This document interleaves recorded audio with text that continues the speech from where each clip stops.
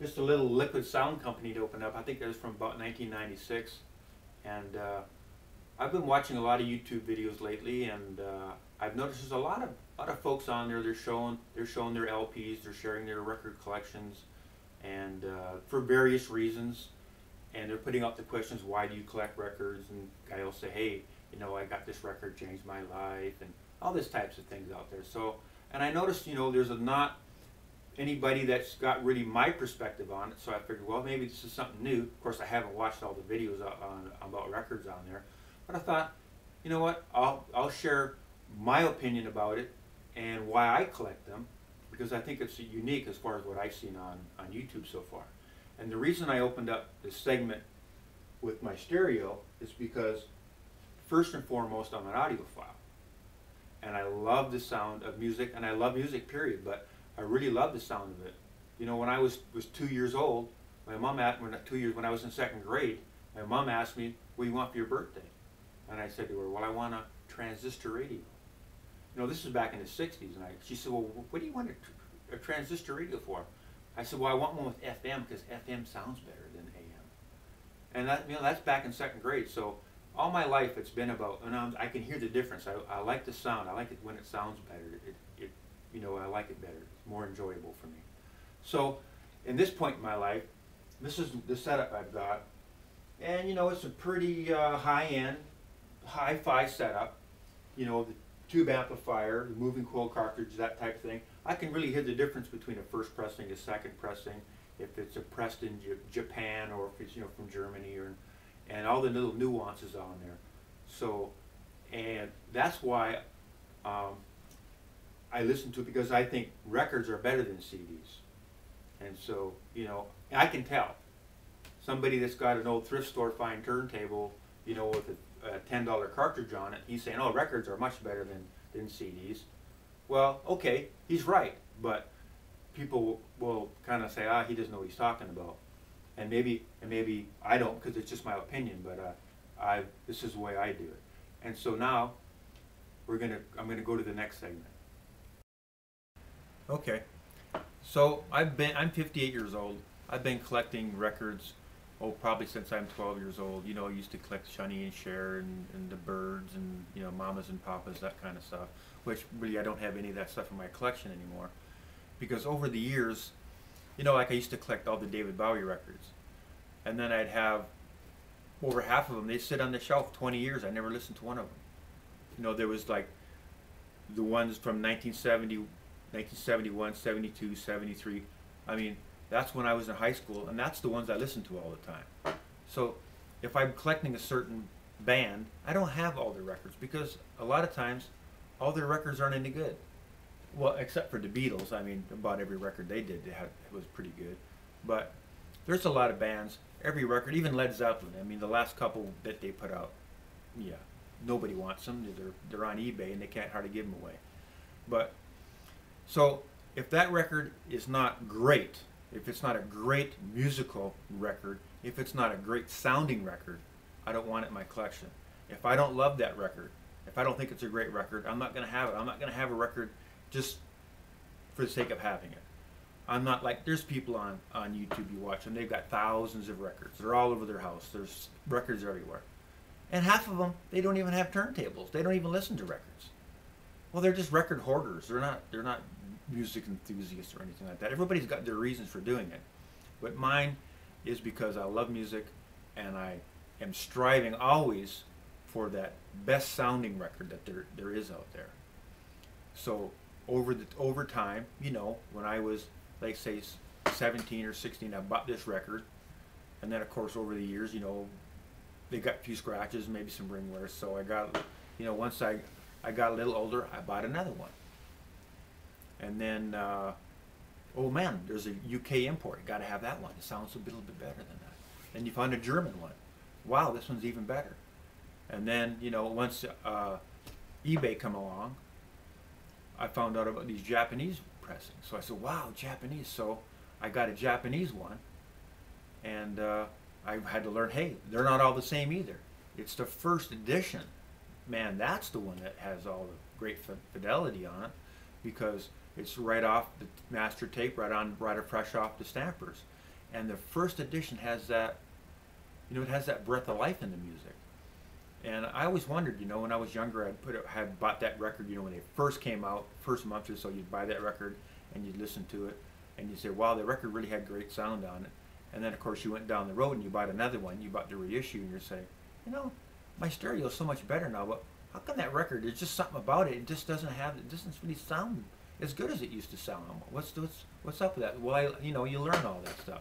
So what I want to do is I'm not going to show you every record that I have, because I've got a lot of records, a lot of other people got the same record. But since, my main focus on the collection, I've got a lot of records, like I said, from the early 70s.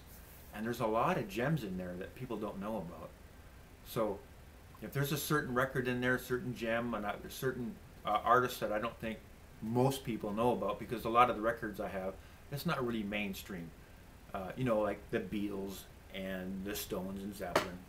That's what you would call kind of like mainstream. And a lot of those other groups, I'm more of a progressive rock kind of, maybe hard rock kind of thing. That's the kind of music I like. It's not what you would call really audiophile music, but I tell you what, they're making records nowadays. They're making them so much better. And I've gone through my collection. I've sold off a lot of my older first editions because they're, in the last 10 years or so, guys like Steve Hoffman and George Marino, Doug Sax, Joe and Kevin Gray. You've got Classic Records now, and Rhino Records, Quality Records, Analog Productions. There's a lot of these companies out there. They're making records. What they do, they get the original master tape and they redo that record again. So you're actually getting another first press. But these guys, like Steve Hoffman and them, they're the best in the business. When they remaster that record, they're taking their time and they're being very meticulous about how it's going to sound.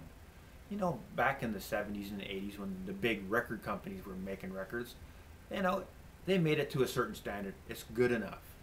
It wasn't, let's make it the best we can. Now remember, back in the day, Mobile Fidelity, Sound Labs, they started making them half-speed masters, and wow, the Beatles records and all the records that they put out on those, they were great. Dark Side of the Moon on Mobile Fidelity, wow, that was the best there was. So, but obviously now, if anybody knows, about it, if you've got some of the newer Mobile Fidelities, they're not the same as they were. They're not the best. There's a lot of these other records, Quality Records, just reissued, T for the Tillerman, phenomenal. It was better than the Mobile Fidelity from back in the day. So I sold the Mobile Fidelity, and I bought the new one on Quality Records. And of course, the Doors have all been reissued. But what we're going to do now is I'm going to go through the record collection, and I'm going to point out those gems that I've got, and we'll get to that right now. Okay, so here's an example. This is a record that's fairly mainstream, but it's Alan Parsons' project, and it's a Japanese first edition, because that is the best sounding one of these records I can find. Now, with this Alan Parsons, this is the only Alan Parsons that I have. They made a lot of records, but if I want to listen to Alan Parsons, this is the record I go to. When you've got 900, 1,000 records, you're not going to listen to all these. When I get in the mood for Alan Parsons, this is the one I go to. And this is the best one that I can find, the best pressing, best sounding record that I can find of Alan Parsons. So that's why I own it. Okay, so next up, this is a fairly new record.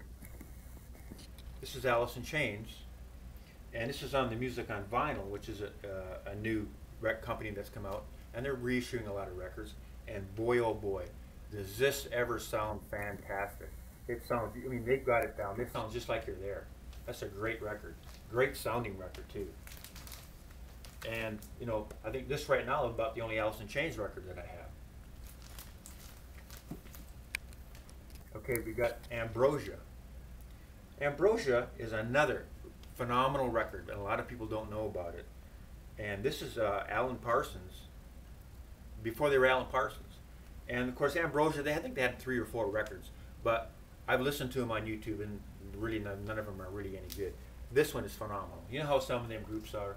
They've got one knockout record, and then the rest of them are so-so. Here's another group, something like that. Now, April Wine, Canadian group. I've never seen the Japanese issue of this. But this is the Canadian press of this record, and it's near mint. This is hard to find. You know, black records are always really hard to get in nice shape, but this one is in really good shape. It sounds really, really good because it is a first press, so it does have a really, really good sound on it. And of course, another April Wine record we go through here. We got some Eric Burdon. Okay, here's another group maybe you don't know about, Atomic Rooster. If you get a chance, look up some Atomic Rooster. They're pretty good. Okay, here we go. Here's one of those gems that I'm talking about. Audience. Now, this is one of my favorite records. This happens to be on the Philips label, which is a Japanese version of this record. Now, it doesn't have the OB strip on it, but because, you know, that OB strip, they charge a real nice premium if you can find that with it on it. That always adds maybe $50 almost to the price a lot of times with these really rare records. But this one here is pristine, plays wonderful, great sound, but the whole point of it, the music on this thing is phenomenal on this record. It's got, you know, like I said before, I was watching a YouTube video, the guy says, and the music changed my life. Well, you know, I said, great, that must be a great sounding record. So you know what I did? I went and put it up right away, and I went and listened to it. And I'm listening to this, and I'm like, what? This changed your life? What happened? You wanted to commit suicide now? Because it was terrible. It's a bunch of auto-tune singing and disjointed music, and no, it wasn't avant-garde music. That would be decent, but this was, I didn't understand. Why would this change the guy's life? Why did he think this was, he had his whole record collection, and this is the one he's holding up. This is a great, great record. So I'm like, you know, if you hear a great vocalist, someone that can really sing, you know it. I mean, a great guitarist, someone that can really play the keyboards well, a great drummer. You know it when you hear it. It's not a secret. People know that. And so this is what this record's about. I mean, it's got great guitar work, electric guitar, folk guitar, I mean, acoustic guitar, and they've got some saxophones in here and some flute, you know, a great progressive type of music. But all the songs on it are great. Every one after the other. So that's a standout record. That's something that you need to check out. And I'm sure you'll all enjoy it. Okay, here's something that's funny. Most people don't consider this an audiophile record, but Planet Clara on this B-52's LP right here. Wow. Now, if you hear this on a good stereo, that'll change your life. Okay, we'll go through this stuff. You know, some Back and Turner Overdrive, and we got some Bad Company here, Bad Finger. Everybody's got that stuff. Okay, here's one you might not know about. One Live Badger. This is a live record, and some really good guitar work on this record. That's why I have that record there. The Balancing Act, of course, that's pretty good. Then we got the Beach Boys, and we've got some McCartney on here. Now here's an interesting topic about Paul McCartney. Okay, here's Ram. Now, Paul McCartney has reissued all of his early records, like Ram and Band on the Run, and you know, the first McCartney record, that kind of stuff. And so, man, I'm really on this reissue bandwagon. And if you read the dissertation, Paul McCartney is actually saying that I've really spent a lot of time. I wanted this to be the best sounding, best quality that you can get. And so, what we'll do, we'll finish up. This is going to be part one, and we're going to go to part two.